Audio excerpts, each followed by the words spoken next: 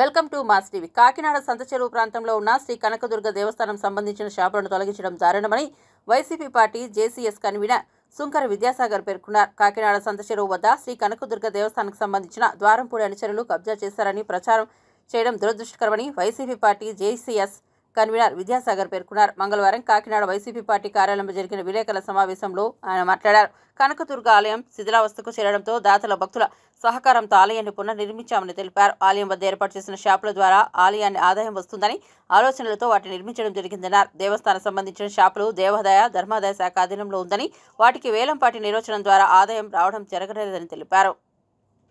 ఈరోజు ఒక విషయమే మీ అందరికీ వివరణ కోసమే ఈ ప్రెస్ మీట్ పెట్టడం జరిగింది. నిన్న సంతచెరువు దగ్గర ఉన్న కనకదుర్గ అమ్మవారి గుడికి సంబంధించి ఒక బిల్డింగ్ కొట్టడం జరిగింది.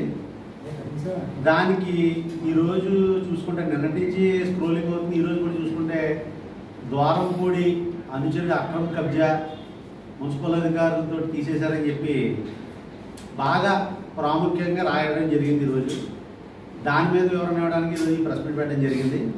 అయ్యా, అది ఎటువంటి కబ్జా కాదు, దానికి ద్వారంపూడి కబ్జాలని రాయాల్సిన అవసరం కూడా లేదు.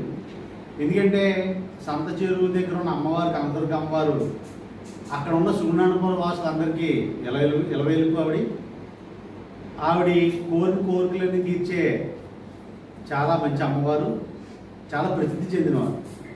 అయితే అది ఇప్పుడు పురాతనం కట్టడం వల్ల తర్వాత అది లీక్ అవ్వడం, అమ్మవారి గుడి చాలా దీనావస్థలో ఉండడంతో చంద్రశేఖర్ రెడ్డి గారి టైంలో కొంతమంది భక్తులు వచ్చి మేమందరం సహాయ సహకారాలతో ఈ గుడి కట్టడం అనుమతి ఇప్పించమని అడిగితే ఎండోమెంట్స్ వారి ద్వారా పర్మిషన్ తీసుకుని ఆ గుడి రెనోవేషన్ కోసం ఆ గుడి రెనోవేట్ చేయడం జరిగింది. అయితే ఆ గుడికి సంబంధించిన ఆదాయ వనరులు కానీ దానికి సంబంధించింది కానీ ఏమీ లేవు. సాధారణంగా గతంలో కూడా ముత్తం గోపాలకృష్ణ గారు కానీ చంద్రశేఖర్ రెడ్డి గారు కానీ లేకపోతే వేరే నాయకులు కానీ కట్టినప్పుడు కూడా ప్రతి గుడికి ఒక గుడి కట్టి ఆ గుడికి అట్లీస్ట్ నైట్ వాచ్మెన్ చేత వచ్చే విధంగా ఒక షాపు 2 షాపులు కట్టడం అన్నది కాకినాడలో ఆనవాయితీగా జరుగుతుంది. ఎందుకంటే ఇక్కడ పక్కనే ఉన్న రాముల వారి గుడి చూసుకుంటే ఆ గుడి రెనోవేట్ చేసి షాపులు కట్టడం జరిగింది. ఆ దేవాలయ శాఖ వారు ప్రతి సంవత్సరం దాన్ని ఆక్షన్ వేసుకోవడం, ఆ వచ్చిన ఆదాయంతో దాన్ని మెయింటైన్ చేయడం జరుగుతుంది. అలాగే చూసుకుంటే భానుగుడి కట్టినప్పుడు పక్కన షాపింగ్ కాంప్లెక్స్ పెట్టారు. అలాగే ఎక్కడ ఇప్పుడు జానాపురం వెంకటేశ్వరం గుడి కట్టినప్పుడు పక్కన ఉన్న పోర్టు స్థలాల్లో షాపులు పెట్టారు.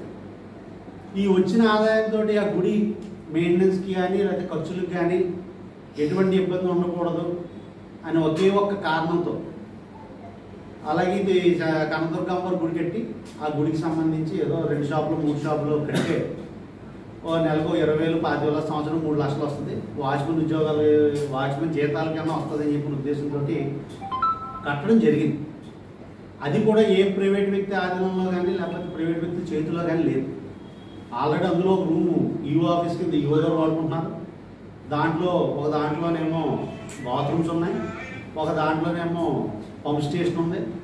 మిగతా 3 షాపులు వాళ్ళు ఆక్షన్ పెట్టుకుని వాళ్ళు అద్దెకించుకుని గుడికి ఆదాయం సమకూర్చడం తప్ప ఇందులో ఎటువంటి ఆక్రమణలు కబ్జాలు అయితే లేవని మీ ద్వారా కాకినాడ ప్రజలకు తెలియజేయాలని ఒకే ఒక ఉద్దేశంతో ఈ ప్రెస్ మీట్ పెట్టడం జరిగింది. గతంలో కూడా ఇలాంటి గుడి కట్టినప్పుడు మన హిందువుల్లో ఉన్న సాంప్రదాయాల్లో ఇబ్బంది ఏంటంటే గుళ్ళు ఉన్నాయి కానీ దాని దగ్గర ఆదాయం ఉండలేదు. ఆదాయం ఏదన్నా వచ్చినా అది ప్రభుత్వంలోకి వెళ్ళిపోతుంది, అది ఏ ప్రభుత్వమైనా సరే. కానీ ఇక్కడికి వచ్చేటప్పటికి జీతాలు, పంతులు జీతాలు ఇవ్వాలన్నా, నైట్ వాచ్మెన్ జీతాలు ఇవ్వాలన్నా కూడా ఇచ్చుకోలేని పరిస్థితులు ఉన్నాయి. కాబట్టి ఇది ఈరోజు కొత్తగా జరిగిన విధానం ఏం కాదు. గతంలో ఎక్కడ గుడి కట్టినా దాని ఆదాయ వనరుల కోసం ఏదో ఒక షాపు కట్టడం జరిగింది. ఆ వచ్చిన ఆదాయంతో గుళ్ళు మెయింటైన్ చేయడం జరిగింది. అలాగే ఈ గుడి కూడా కట్టినప్పుడు ఈ గుడి ఆదాయం ఏదో రకంగా ఉపయోగపడుతున్న ఉద్దేశంతో షాపులు కట్టడం జరిగింది. కానీ దురదృష్టవశాత్తు అదేదో అక్రమణని భూ కబ్జా అని చెప్పి మున్సిపల్ అధికారులు నన్ను తొలగించడం జరిగింది. అయినా కానీ నేను కోరుకునేది ఒకటే, ఏదో రకంగా గుడికి సంబంధించి ఆదాయం వచ్చే ఏర్పాటు ఎవరైతే ఆ గుడి కొట్టేయడానికి అర్హులయ్యారో వాళ్ళు ఆ నెలకు 25,000 రూపాయలు వచ్చే విధంగా తమ సహాయ సహకారాలు దాన ధర్మాలు చేసి ఆ గుడిని మెయింటైన్ చేయడానికి మీ యొక్క సహాయ సహకారాలు అందించాలని మనసారా కోరుకుంటూ